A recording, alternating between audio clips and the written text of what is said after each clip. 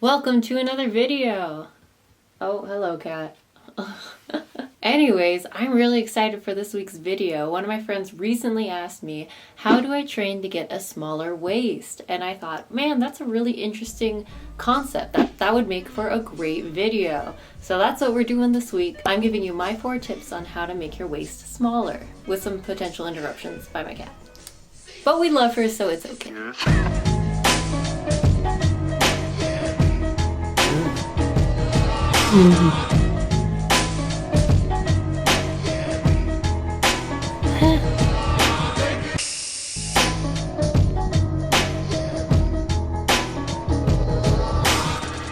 So first and foremost, I wanted to say, love yourself, love your body as is, and take care of your health and happiness. But once you got that covered, might as well get your waist snatched.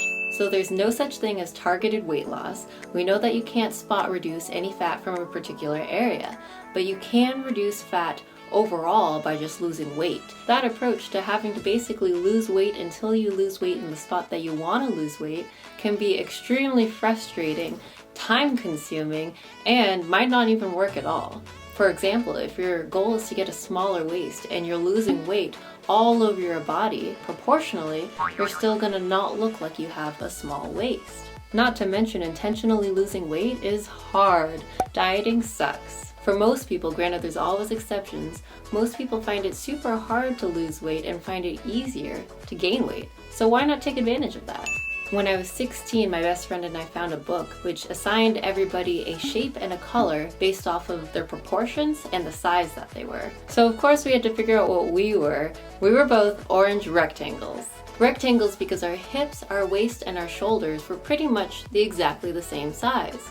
And orange because, well, fate? I don't know. So knowing this, I was extremely surprised later on in life when people told me I had a small waist.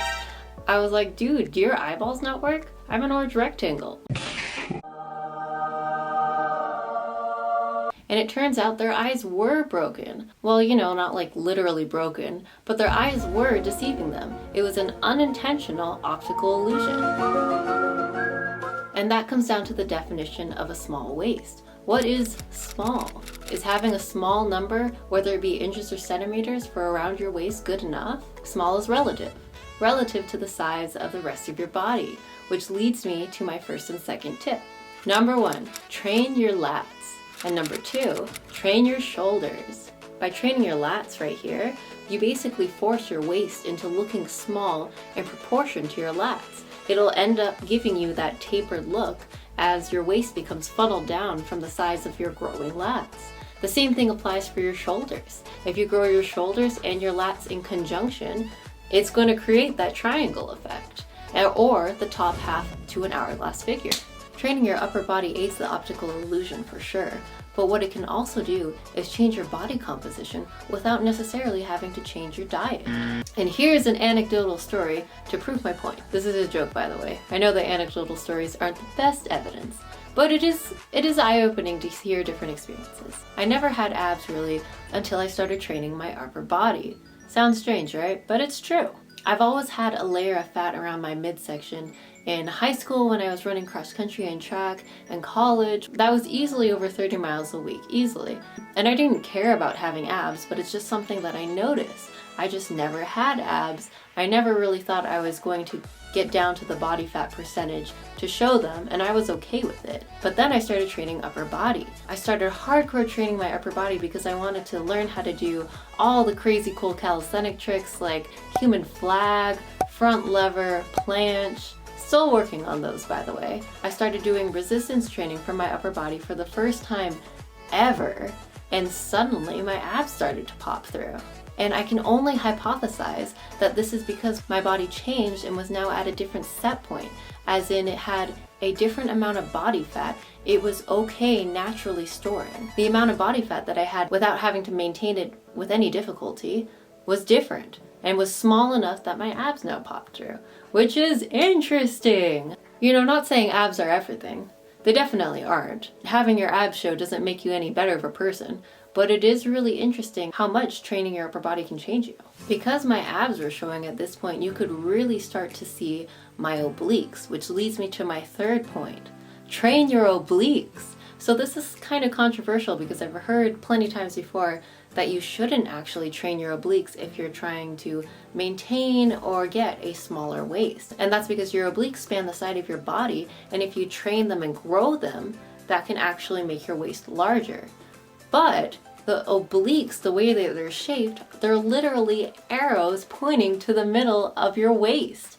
I don't know if there's any better optical illusion than straight up arrows on your waist pointing to a smaller spot. For me, in my experience, I've had to train my obliques a lot. It's really important for me to have those obliques strong because I have a history with lower back pain. And keeping my obliques strong really helps insulate my spine, especially in any kind of rotational movement.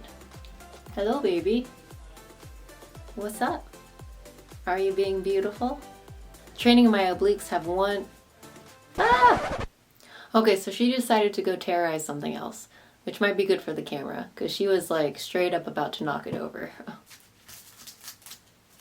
Thank you, baby. Now you're destroying my hamper. So anyways, last thing about obliques, 2 birds, 1 stone, helps your spine health and gets your waist small. Yay! And lastly, my 4th tip on how to get a smaller waist is training your transverse abdominis.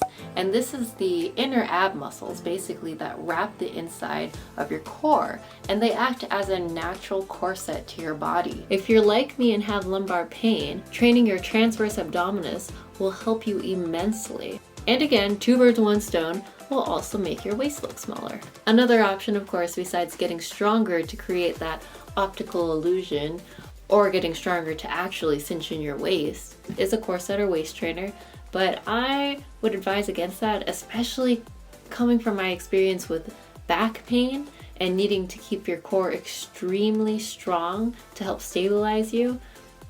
A corset is not a good idea. First of all, I don't even like wearing a bra anymore. Ever since the beginning of coronavirus and quarantine, it's either been sports bra or no bra, and that's just the new standard now, so there is no chance that I'd be going and putting a waist trainer on. And second of all, because of my lower back pain and my history with the weakness in my spine, my core needs to be so strong, and I've spent so many years building up that strength. To wear a corset or a waist trainer now and take the strength component out of my core would weaken those muscles and in turn put me more at risk for more spinal injuries or pain, which is not worth it, for me at least. So those are my 4 tips on how to get a smaller waist. A lot of it is based off of my own experiences in my own life. It'd be really interesting to see if your experiences are similar to mine. So please let me know in the comments below. I'd love to hear your thoughts.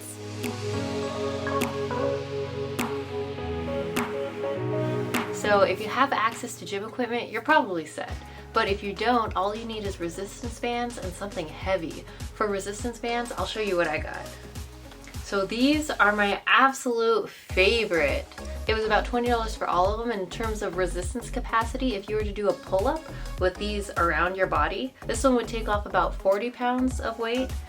This one, I think 20 pounds, and this one 10.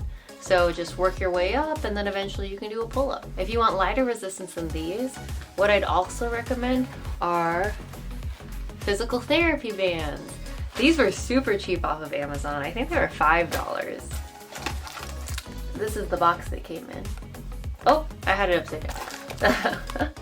This is the box they came in. I didn't realize this until after I bought them. My little brother, who's in school right now to be a physical therapist, told me that if you actually go into your physical therapist's office for a regular appointment and then ask for physio bands, they'll give them to you for free, and it's apparently required by law. So next time you get like a shoulder injury or something like that, get yourself some good physio bands. But worst case, they're only like $5 off of Amazon. And then the second thing that you'll need is something heavy. And that can be really anything that you can find around your house that comes in a set. So for me, I went and bought 78-cent water jugs. And they work really well. Each gallon of water is about 8 pounds. If you have dumbbells, that's awesome, but not necessary. You can do everything with even a can of soup. So this workout is a choose your own adventure type of workout. I'll give you 3 exercises for each of the body parts that I touched on: your lats, shoulders, obliques, and transverse abdominis. And then of those 3 exercises, you'll pick one and do them for each body part. for about 3 to 4 sets or whatever you're feeling that day. And that in itself is an awesome workout for getting a small waist. If you want to take it up a notch, you can pick another of the exercises from each of the categories and go through it again, 3 to 4 sets. And if you're feeling like a super overachiever, pick another one. Now time to get to our first body part. First up is your lats. I couldn't talk about this muscle group without talking about pull-ups, which are arguably the best back exercise, period. I certainly think so, at least. But pull-ups are super hard, and it's understandable if you can't do one, which is where the resistance bands come in. If you want to be able to do a pull-up and you can't, I highly recommend getting some resistance bands. That's how I learned to do one, at least. And last, if you don't like pull-ups but you want to train that movement pattern, you can do a lat pull-down. I'm at a baseball field right now using the top of a dugout door frame. Baseball fields or anywhere with a chain link fence is clutch for resistance band back workouts. The next exercise option for your lats is a straight arm lat pull down. For pull-ups I added in quite a few variations, but for this exercise and the rest of the lat exercises, the only thing you'll need to vary for the difficulty is the tightness of the band. Also, you can't really see my feet too well, but I'm standing shoulder width apart. Third and last is a standing row. Try and use a pronated grip, that is pointing your palms downward when holding the bands and keeping your hands relatively relaxed. Your pull should come from your back and not your arms. If you can't keep your elbows in by your side with a pronated grip, switch to a neutral grip where your palms are facing towards each other. The first shoulder exercise is a front raise. Pretty self-explanatory. Same with the second option, lateral raises. Pretty sure you guys got it. Last exercise is a shoulder press. If you're using dumbbells or soup cans, you can probably do both arms at the same time. Water jugs make that a little bit more difficult because the water is sloshing around so much in the jug. I had to go one at a time because of it. But that just means you're working your stabilizing muscles more in your shoulder, which is good, extra workout. I'm pretty sure everybody knows what bicycle crunches are, but there's a reason why everybody does them. They're a classic and good for your obliques. Just make sure you don't do them on a bunch of scratchy, dry grass like me. Next option are side planks. If you have this move mastered, you can lift your top leg to make them harder. Don't forget to do the other side though. Last oblique option are hip dips. Start in a plank and dip those hips. I think this one is my favorite of the three. The best exercise for training your transverse abdominis are stomach vacuums. These work primarily your TVA and a little bit of your obliques. Unfortunately, you can't really just watch me and know how to do it because they're a bit odd. Basically, you need to imagine yourself pulling your belly button to your spine. Don't try and flex your rectus abdominis, your six-pack muscles, because those aren't at all what we're trying to activate. It should feel like your waist is being squeezed toward your spinal cord. You can practice activating your TVA during any movement, ab exercises or not, so you're not limited to standard stomach vacuums. However, I find it easier to activate them in isolation, so when I'm trying to work on them, I basically only do stomach vacuums in different positions, standing, lying down, or bent over. Lying down is the easiest for me to feel my TVA being activated, but maybe you feel it better when you're on all fours or you're just standing, leaning over a bit. Regardless, hold this position for as long as you can, relax, then repeat. Try and work up to 30 seconds 5 times, but no worries if you can only hold it for a couple of seconds starting out. If you can only hold it for 1 second, repeat flexing your TVA 15 times. Here's me holding my dresser doing the bent over version, still trying to find a good angle to show what I'm doing. Let me know if you have any questions about this exercise. I know it's a little different. Anyways, that's the last exercise, so have fun training! I hope you enjoyed the workout and I hope you enjoyed this video. And don't forget, if you want to help me get to 75 subscribers, I'll see you next time. Bye! You're gonna stick your butt up at the camera, aren't you?